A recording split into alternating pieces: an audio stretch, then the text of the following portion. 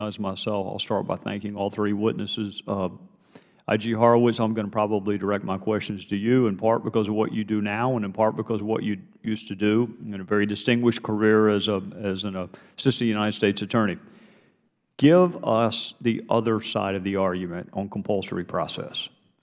Because when something, it sounds like a great idea, and this does, the ability to compel evidence, really, the fact that we don't have it leads me to believe that there is at least some argument on the other side. What would it be?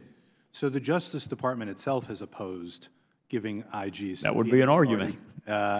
And their concern has been that if we subpoena somebody and compel them to speak to us, that could negatively impact their ability to pursue criminal cases in matters they may have ongoing that we don't know about. We put in place a procedure in the Act to address that. The Department would get notice before we issued any subpoenas.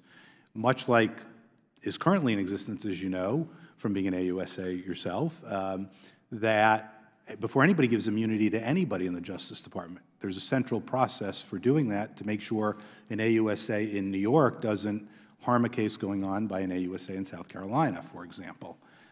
That's what we proposed here, and frankly, I, as a former prosecutor, don't understand that argument. If I was the AUSA handling that case that was criminal and they didn't know about our work, I'd want to know about our work because that could give them additional leverage in their criminal case. So as a former prosecutor, frankly, I don't understand the argument once you put in place the protections, and Mr. Roth also is a former prosecutor, and we very much respect the concern, and we'll work with them to put that in place. But there's a way to address that, I think. Well, I hope so. I think there has to be. The ability to simply leave your place of employment and avoid scrutiny or having to provide information makes it really tough to conduct fulsome investigations. Keep that same old hat on for a second. Okay. There's an issue with respect to OPR. Mm-hmm. Explain for those who may not have worked for the Department of Justice, don't understand what OPR is. What is the issue there, and what are both sides of the argument? Okay. So the Office OPR, the Office of Professional Responsibility at the Justice Department, was created long before the IG Act was passed to look at misconduct by prosecutors. The head of that office is appointed by the department's leadership, the Deputy AG and the Attorney General, and they handle all allegations prosecutorial misconduct against prosecutors for conduct in connection with their jobs as lawyers. So, for example, in the courtroom and those kinds of issues. That's a carve-out that exists now in the IG Act, so that when my office was created back in 1988, it was carved out of our jurisdiction. We're the only IG with this carve-out. And it means that while we look at misconduct by FBI agents, DEA agents, ATF agents, other personnel, non-lawyers in the department, as well as lawyers when they engage in misconduct outside of work, we can't look at allegations of prosecutorial misconduct. We don't see a principled reason why we should be able to look at FBI agents' misconduct, but not misconduct by federal prosecutors. If it's important enough to have independent oversight by a statutorily independent IG over FBI agents, surely it's the same for prosecutors who wield at least as much power as FBI agents by their ability to act improperly in a courtroom. The flip of that has been, the department's argument has been, and again they've always opposed giving that authority to us, is that the Office of Professional Responsibility has managed that function effectively since its creation. They know how to do those cases, and there's no reason to change the process. It's my view that for purposes of independent oversight and transparency, there have been many issues coming forward in the last many years about questions of oversight of prosecutors. Several judges have raised concerns, and I think people would be hard-pressed to explain to an FBI agent why they need independent oversight by an inspector general, but that the prosecutors they're working with day in, day out, they go to through another door. Particularly in many instances, the bureau agent herself or himself may also be an attorney. So their agent conduct is scrutinized or investigated one way.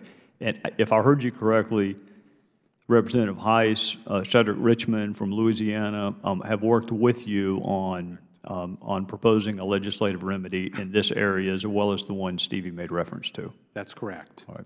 And we have we've worked as well with bipartisan members on the Senate side to do the same.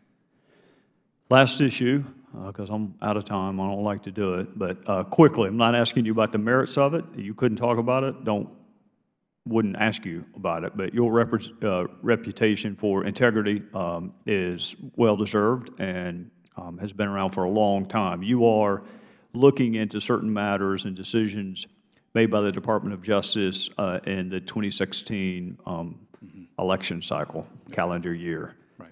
Do you have an update from a time standpoint? And secondarily, are you able to access all the witnesses and documents that you think are necessary for you to conduct a fulsome investigation? And I can certainly talk to the process questions and the timing questions, and I appreciate you respecting the ability to complete that in an independent way. In terms of process, we have gotten all the records we've asked for. We've gotten them as a general matter in a timely fashion. We've interviewed dozens of people. We're not at the 100 level yet, but we're in the dozens range. We've reviewed about 1.2 million records in the course of the investigation, so pretty substantial effort by the team, which has done great work. We are aiming to release the report in late winter, early spring, so hopefully in that March-April time period. Obviously, I can't commit to that because, as we've seen, events can arise, issues can arise that require us to do additional interviews or get additional records.